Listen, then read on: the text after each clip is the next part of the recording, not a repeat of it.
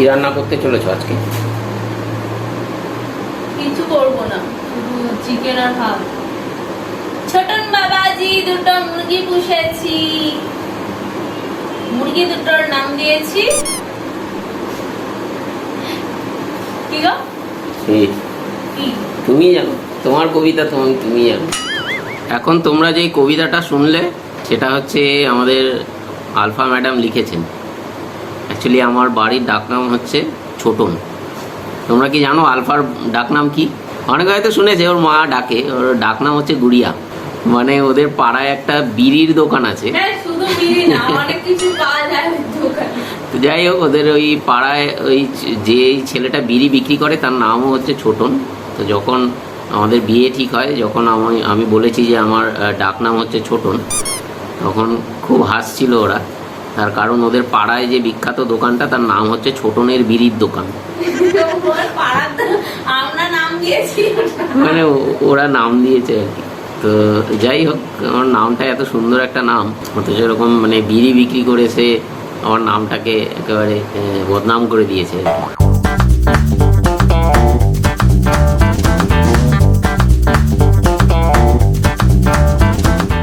Good morning, welcome back to the channel. আশা করছি সবাই ভালো আছো, সুস্থ আছো। আজকে বৃহস্পতিবার, এখন বাজছে সকাল 11:15। আমরা আজকে ব্রেকফাস্টে খেয়েছি পুরো নুনে পোড়া আলু ভাজা, তার সাথে মুড়ি। আলু ভাজাটা করেছেন এই যে ছোটন বাবাজি। না, নুনে পোড়া মানে হচ্ছে প্রথমে একবার ক্রিস্পি হয়েছে, তার মধ্যে এত নুন, বাবা। নুনে পোড়া না, মানে একটু সামান্য একটু নুন বেশি হয়েছে। তাছাড়া ও যে মুড়িটা মামা বাড়ি থেকে এনেছে সেটাও একটু নুন বেশি, আর ওটার সাথে খাওয়া হয়েছে বলে একটু নুন বেশি লেগেছে। শুধু আমার আলু ভাজার দোষ নাকি? আর পরশু দিন থেকে আমরা কাজের দিদিকে আসতে না করে দিয়েছি, বাড়ির সব কাজ এখন দুজন মিলেই করছি। না, বিহাইন্ড দ্য সিন আমি বলে দিচ্ছি, অ্যাকচুয়ালি ব্যাপারটা তা নয়। ব্যাপার হচ্ছে ওদের বাড়িতে একটা পজিটিভ কেস ধরা পড়েছে। মানে ওর কার হয়েছে এখনো বলেনি, বলছে বাড়ির কেউ একটা, যদিও ওরা বাড়িতে সবাই আলাদাই থাকে, যেহেতু একজনের হয়েছে তাই জন্য আর বেরোবো না। আমি বললাম না, এমনিও আমরা প্ল্যান করছিলাম ওকে না করে দেবো, তার মধ্যে এরকম খবর পাওয়ার পর আমরা ওকে না। তাছাড়া বুঝতেই পারছো এখন আমাদের কাজের খুব প্রেশার। এক তো হচ্ছে রান্না, তারপরে বাসন ধোয়া, ঘরটা তো মোছাই হয় না। এখন আজকে মপিং করব, তো চলে যাবে মোটামুটি 14-15 দিন এরকমভাবে চলবে। আমরা বলেছি যে 14 দিন আসতে নয়, এবার দেখা যাক, তারপরে হয়তো সেটাকে আরও এক্সটেন্ড করা যেতে পারে, তাই তো নাকি? সত্যি শুনে এবার মানে ভয়ই লাগছে। আমাদের বাড়ি থেকে খুব একটা দূর নয়, ওদের বাড়ির সামনে। তা তুমি যে একদম ঘরের মাঝখানে বসে পড়লে, এবার আমি ঘরটা মুছবো কি করে? আচ্ছা, আমার এক্ষুনি হয়ে যাবে, দাঁড়াও। আজকে বেশি কিছু করবো না, ওই জন্য এক্ষুনি কাটাকাটি হয়ে যাবে। তবে ওদিকে রান্না করবো, তুমি এদিকে ঘরটা মুছে। সপ্তাহে একদিন করলে যথেষ্ট। আমাদের ঘর এত কি, মানে ওই জানলা ফালনাগুলো না খুললেই হলো। জানালা আমাদের সারাদিন খোলাই হয় না, সারাদিনই তো বন্ধই থাকে, শুধু সন্ধ্যাবেলা একটু খুলে। কেননা সব সময় আবার বন্ধ রাখতে বারণ করছে, মাঝে মাঝে খুলতে বলছে যাতে হাওয়া বাতাসটা খেলে। পেঁয়াজ কটা দেবো? কতটা মাংস নিয়েছো? কতটা হবে ওটা? 500 মতন মনে হবে। বড় বড় দুটো পেঁয়াজ তো লাগবে। আলু কটা দিয়েছো? এতগুলো আলু? রাতে যদি রুটি দিয়ে খাও তাই জন্য দিব। বাবা, হ্যাঁ শুনতে পাচ্ছি, আমি তো সবজি কাটছি। সৌম্য এখন এসে ধরে দিল, তাই বললাম।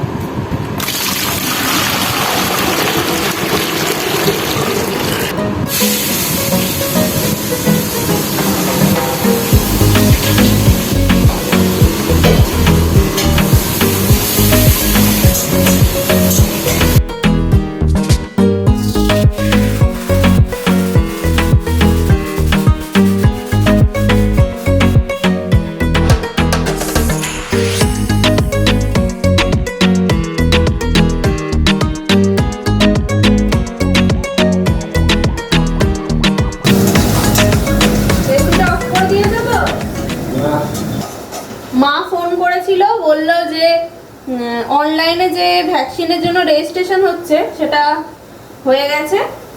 কালকে 4টে থেকে শুরু হয়েছে, তারপরে সৌম্য দাদাকে হ্যাঁ হ্যাঁ ওটা আগে থেকেই শুরু হয়েছে। না না, কালকে যে নিউজে বললো আজকে 4টে থেকে শুরু হয়েছে। কালকে সার্ভার ক্র্যাশ করে আছে। না, কালকে সৌম্য দাদাকে ফোন করে বলেছিল, তারপরে আর হচ্ছিল না। মা বললো যে আমাদেরটাও করে নিতে অনলাইনে। আরে আমাদের হয়েছে, দাদা আর বৌমনির হয়েছে। হ্যাঁ, একটা ফোন থেকে 4 জনের করা যাবে। মা বললো যে ওই বাড়িতে মা, বাবা, দাদা, বৌমনির হয়ে গেছে, এখানে আমাদের দুজনেরটা করে নিতে।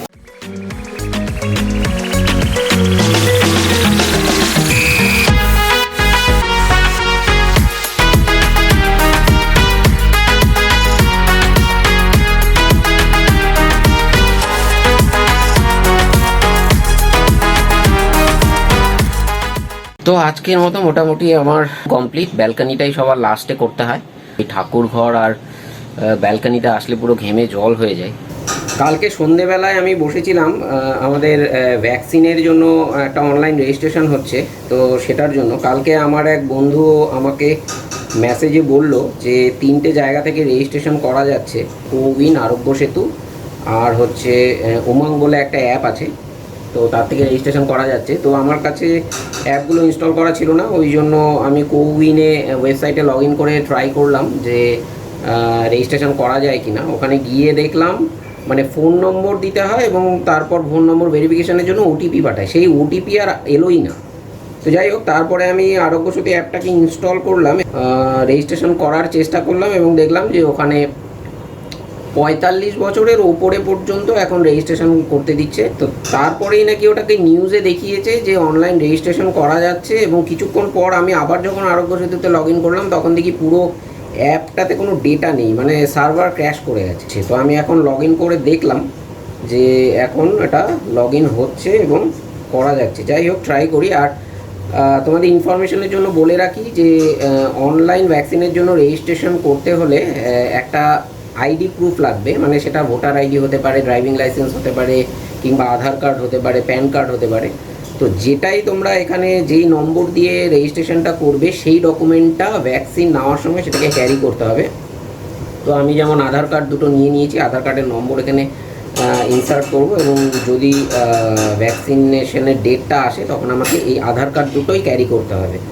তো যাই হোক, চলো দেখে নিই, যদি হয় তাহলে তোমাদেরকে জানাচ্ছি।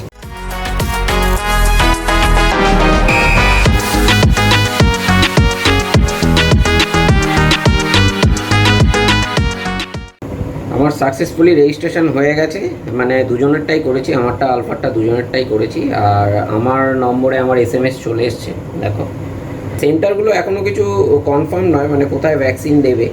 তো আমি যা দেখলাম আমার নিয়ারেস্ট লোকেশনের মধ্যে সেই রুবি, ডিশান, মেডিকা, আরএন ট্যাগর এই সমস্ত হসপিটালগুলো পড়েছে। এবার জানি না, বোধহয় কল করে হয়তো জানাবে, এবং কবে কল করবে, কবে কী হবে কিচ্ছু জানি না, কোনো ইনফরমেশন নেই। কিন্তু রেজিস্ট্রেশনটা আপাতত কমপ্লিট, এটাই শান্তি। এবার দেখা যাক আগে কি হয়। কি বলছো? বলছি রান্নাঘরটা কি এখন করবে? আমার হয়ে গেছে, নাহলে আমি করে দিচ্ছি। করবো মানে কি করবো? মোছনি তো এখনো। ও এই ওটা আছে, তো ওটা ভেজা আছে, ওটা দিয়ে একটু মুছে দেবো, কি আছে। বলছি যে আমার চিকেনটা আর রেজিস্ট্রেশন হয়ে গেছে ভ্যাকসিনের।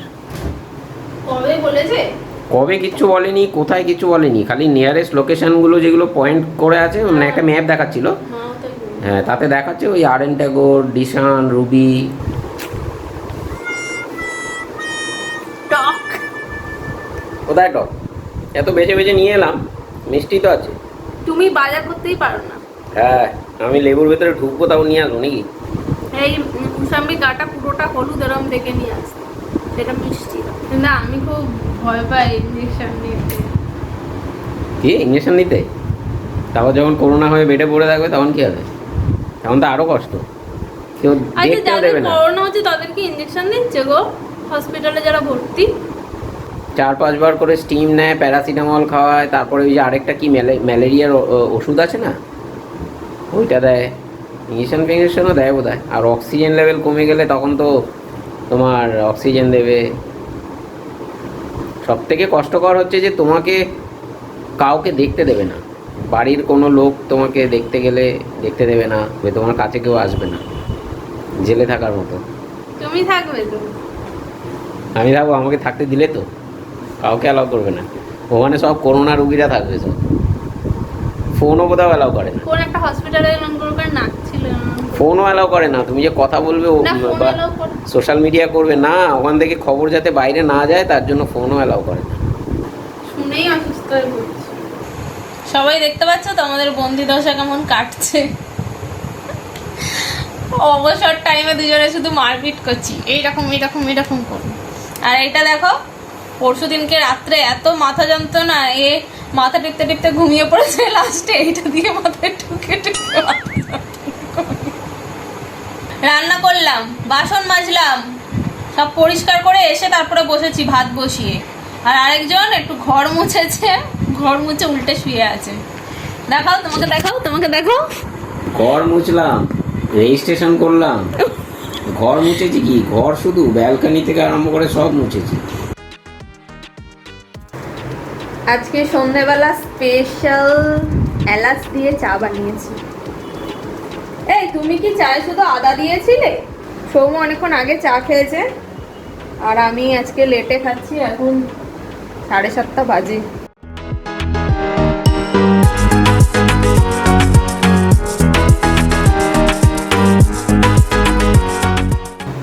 এটা কোনটা দিচ্ছ? এটা আমি ক্যাস্টর অয়েল দিচ্ছি। আগের দিন রাত্রিরে দিলে বেশি উপকার হয়, কিন্তু প্রত্যেকবার আমার আগের দিন রাত্রিরে দেওয়া হয় না। আমি তো রোজ বলি, আমি তো সবসময় বলি ওটা দাও, ওটা আমার দিয়ে দিয়ে দেখেছো চুলের পরিমাণ কত বেড়ে গেছে। না না, আমি বলছি যে আমি ভুলে যাই, আর সারা রাত মাথায় তেল দিয়ে রাখলে আমার কেমন মাথাটা ভার হয়ে থাকে। মাথা নিয়ে যে কত প্রবলেম, রোজ সন্ধ্যেবেলা হলেই মাথা ধরবে, তেল দিলে মাথা ভার হবে। আমি কি করব? এইটুকু মাথার মধ্যে যে কত জটিলতা, বাপরে। তুমি কতদিন আমাকে মাসাজ করে দাওনি, আজকে তো একটু দিতে পারতে। দেবো, পরের দিন দেবো। রাতে কি খাবে, রুটি? হাত ব্যথা হয়ে যাচ্ছে, এখন যদি শেষ না করো তাহলে আমি পড়ে যাবো। আমার ডানা ব্যথা হয়ে যাচ্ছে, তাড়াতাড়ি করো। আবার হি থাক, যখন শেষ করবে বলো। এরকম করছো কেন? মাথায় তেল দেওয়া লোকে দেখে নিয়েছে, এবারে শেষ করো। চলো তাহলে আজকের মতন ভিডিওটাকে এখানেই এন্ড করছি। দেখা হচ্ছে তোমাদের সাথে নেক্সট ভিডিওতে। আজকের ভিডিওটা যদি তোমাদের ভালো লাগে অবশ্যই লাইক কমেন্ট শেয়ার করবে, আর যারা প্রথমবার আমার চ্যানেল ভিজিট করছো অবশ্যই চ্যানেলটাকে সাবস্ক্রাইব করে দিও। আজকের মতন টাটা, গুড নাইট। টাটা।